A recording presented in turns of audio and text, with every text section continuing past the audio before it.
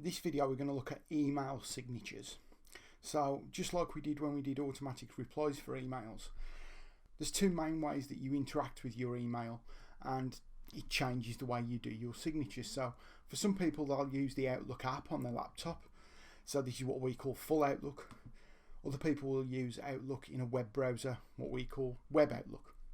So I'll go through both ways and you can see what the differences are. So in web Outlook, click on the gear icon and view all Outlook settings.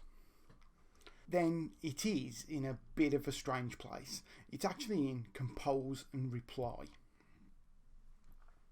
And what you get here is a few options. So you can create your email signature there, and then you have two options. Automatically include the signature on any new messages, and then automatically include the signature on messages where I forward something or reply to it.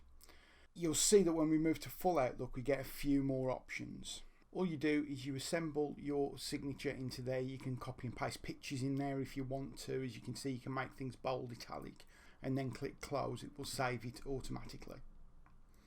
There are a few other options down here, but these are more for the compose and reply sections as opposed to signatures. Your email signature is there. In full Outlook, like I say, you have a few more options.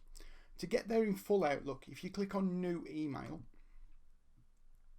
you will see Signature, and then you have the option of Signatures. So with the web Outlook, we could set one signature. For this, we can actually have multiple signatures.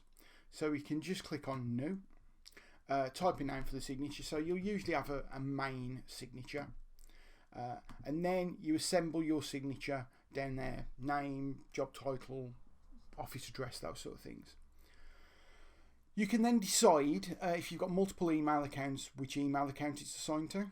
And then if you want new messages, you can select a signature there, and then replies and forwards, you can select a signature there. So as you can see, you can have different signatures for your replies and forwards compared to your new messages.